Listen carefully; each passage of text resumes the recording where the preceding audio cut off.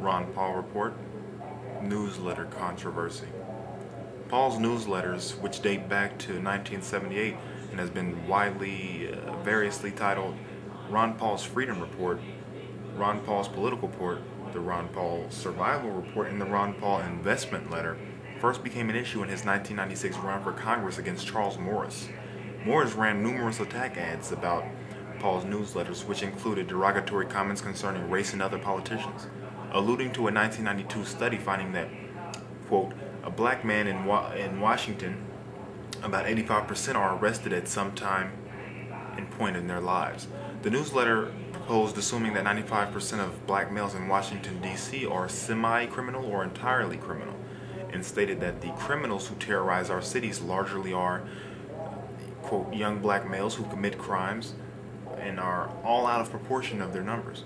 In 2001, Paul took moral responsibility for the comments printed in the newsletter under his name, telling Texas Monthly magazine that the comments were written by an unnamed ghostwriter and did not represent his views.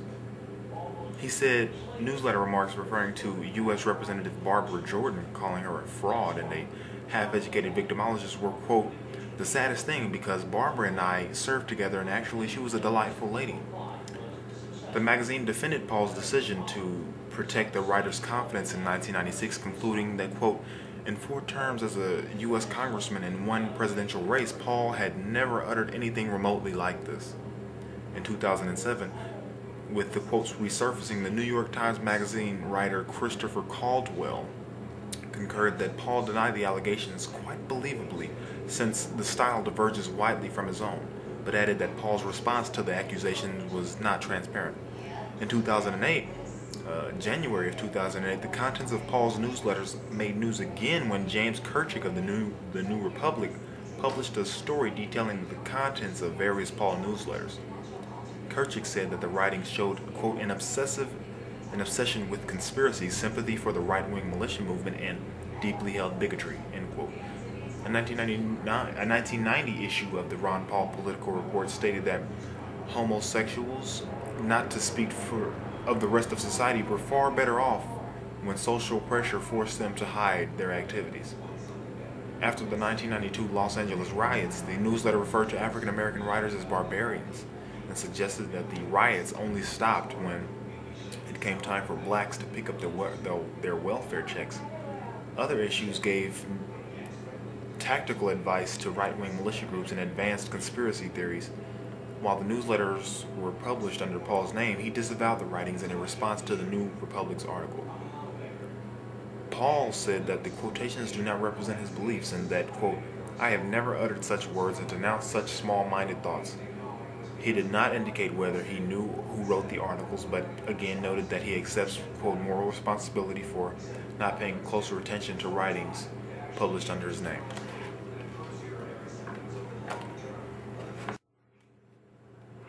Alright, these are a few snippets from the Ron Paul's newsletter. These criminals who terrorize our cities in riots and on every non-riot day are not exclusively black males, but they largely are. As children, they are trained to hate whites, to believe that white oppression is responsible for black ills, to, quote, fight the power, to steal and loot as much money as possible. Anything is justified against, quote, the man. Another one is, my friend waved to the tiny child who scowled, stuck out her tongue, and said somewhat tautologically, I hate you, white honky. And the parents were indulgent. Is any white child taught to hate in this way? I've never heard of it. Order was restored in LA when it came time for the blacks to pick up their welfare checks 3 days after the rioting began. What if the checks had never arrived?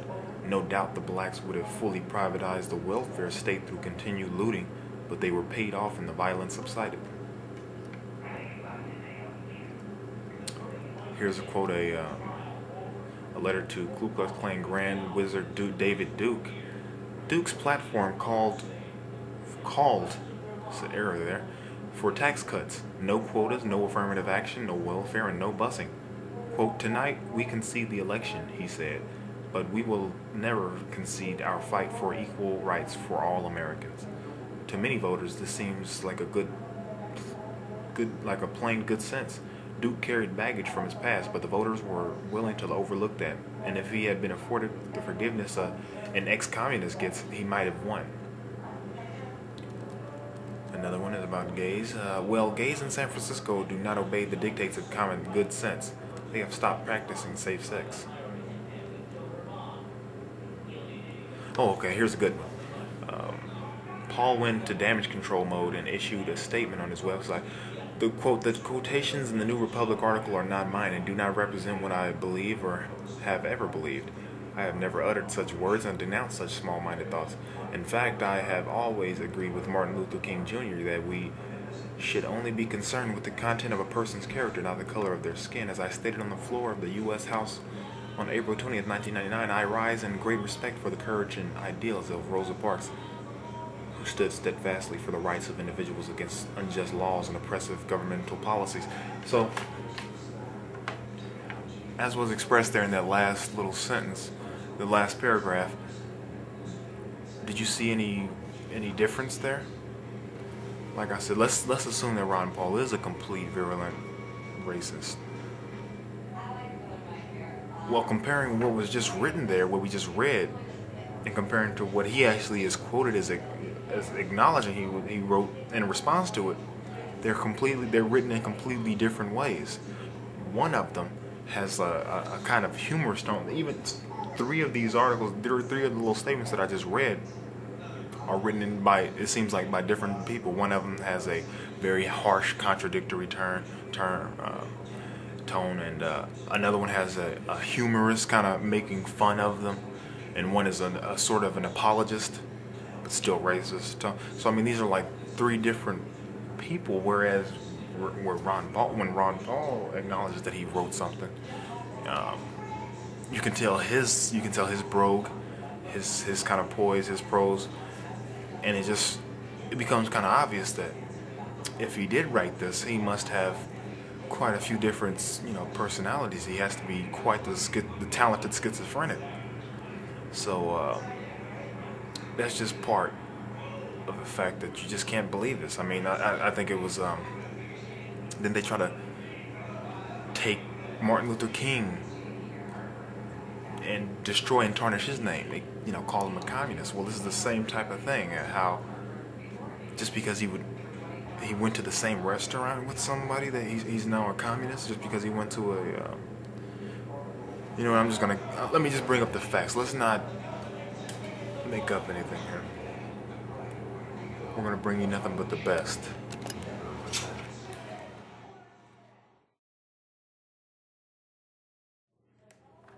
Alright, I'm gonna go over this really fast here.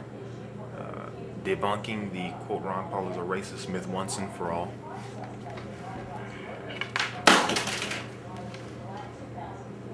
Ignore that.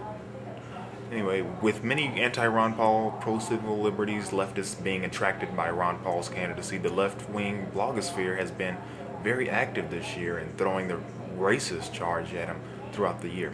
Lately, Coase has pretty much made the blog the daily Ron Paul is a racist reminder, oddly spending lots of time trashing him while stating he has absolutely no fear of his candidacy and labeling him a fringer who has no chance of winning. Why spend time on him if you're not worried about him, Marcos? Don't you think that that's a waste of time? Now is the time to set the record straight and to do a little bit of critical thinking. Firstly, I submit to everyone this little nugget from Freedom Under Siege, page 14, which was published 5 years before the infamous 1992 newsletter.